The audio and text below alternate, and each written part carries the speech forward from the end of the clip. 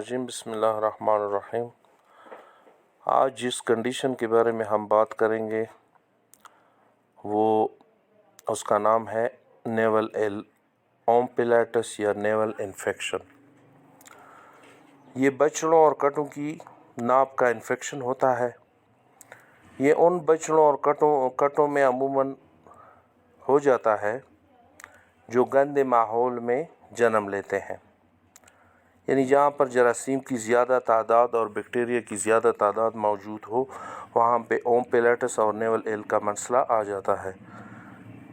हम दो तरीक़ों से इस बीमारी के फैलाव को रोक सकते हैं। उसमें पहले नंबर पे आ जाता है कि जन्म के फ़ौरन बाद नाफ या नेवल को अच्छी तरह से किसी एंटीसेप्टिक सॉल्यूशन या लोशन या एंटीसेप्टिक क्रीम वगैरह से वॉश करें।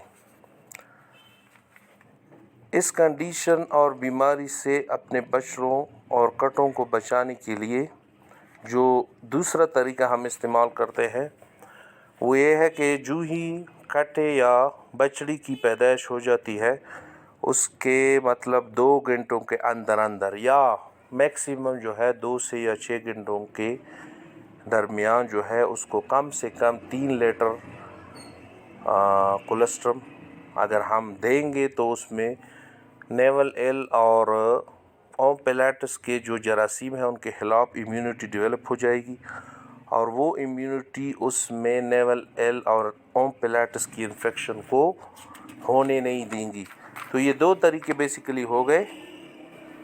अच्छा, इसके बाद आ जाता है कि अगर हम नेवल एल को ना रोके, मतलब अगर नेवल एल हो जाता है एक कटे में या एक बछड़े में, अगर उसको हम प्रॉपरली ट्रीट ना करें जल्दी से, तो उसमें जो है आगे जाके पेरिटोनाइटिस हो जाता है, यानी उसकी पेरिटोनियल कैविटी में भी इन्फेक्शन हो जाता है। वो फर्दर जाके सिस्टमिक इन्फेक्शन की शक्ल इख्तियार करता है, जिसको मतलब हम कहते हैं सिप्टिसीमिया हो जाता है और जहरीले असरा जो है पूरी बॉडी में उसके फैल जाते हैं कटे या बछड़े के, और उसको फोकल इन्फेक्शन भी हो सकते हैं इसके साथ साथ, जिसको हम जॉइंट एल और जॉइंट एल के साथ साथ मेनिंजाइटिस भी हो सकता है, जो कि अलग अलग प्रॉब्लम्स हैं और उनके अलग अलग मैनेजमेंट के तरीके हैं, यानी मोस्ट सीवियर की तरफ चला जाता है। तो अच्छा ये है कि बंदा अगर नेवल इन्फेक्शन का प्रॉब्लम देख लें तो उसको जल्दी से ट्रीट करने की कोशिश करें। उसके अलावा सिप्टिसीमिया और जॉइंट एल के ज़्यादातर जो केसेस हैं उनमें बैक्टीरिया गट के ज़रिए जिस्म में दाखिल हो जाता है, यानी ज़ाहिर है अगर एक काफ या बछड़ा या कटा गंदे माहौल में उसकी फीडिंग हो रही है, उसकी मैनेजमेंट ठीक नहीं है, तो बैक्टीरिया जो है वो एंटर हो जाते हैं थ्रू फूड, उसकी बॉडी में चले जाते हैं। इससे पहले कि अम्बिलिकस से जो बैक्टीरिया अंदर आ जाए बॉडी में और वो फर्दर कॉम्प्लिकेशंस क्रिएट करे, उससे पहले जो है उसकी बॉडी में थ्रू माउथ जो है ये इन्फेक्शन चला जाता है। अच्छा, इसकी अगर फील्ड में कोई केस आ जाए या फॉर्म पे या घर पे, हम किस तरह पहचानेंगे क्लिनिकल साइंस उसके क्या है? क्लिनिकल साइंस का जहाँ तक ताल्लुक़ है, जैसा कि आप लोग वीडियो में देख भी रहे हैं कि नंबर 1 जो है उसका क्लिनिकल साइन में ये है कि ये अम्बिलिकस जो है बिल्कुल सख्त हो जाता है।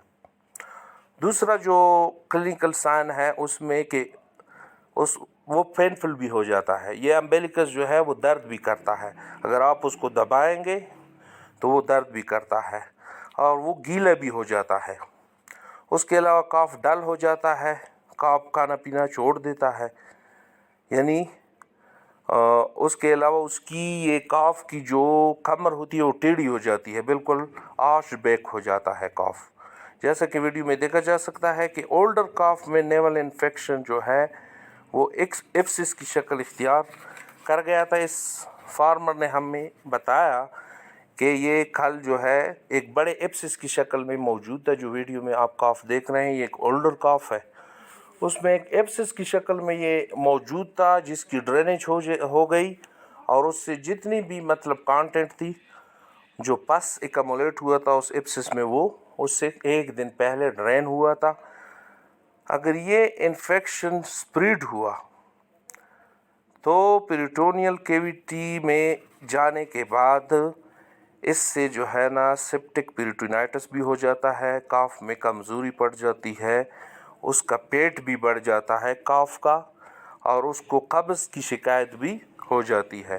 اور 2 سے 3 دن کے بعد جو ہے سیپٹک پیریٹونائٹس میں اس کی کاف کی ڈیتھ بھی ہو جاتی ہے. ڈائگنوسس میں یہ ہے کہ اس کو ہم پہچانیں امبیلیکل ہرنیا اور لوکلائز پیریٹونائٹس سے کے مقابلے میں اس کی ڈائگنوسس کریں، اور اس کے علاج کا طریقہ بھی میں نے بتا دیا جو انجیکشن ہم نے مینشن کیے. وسلام.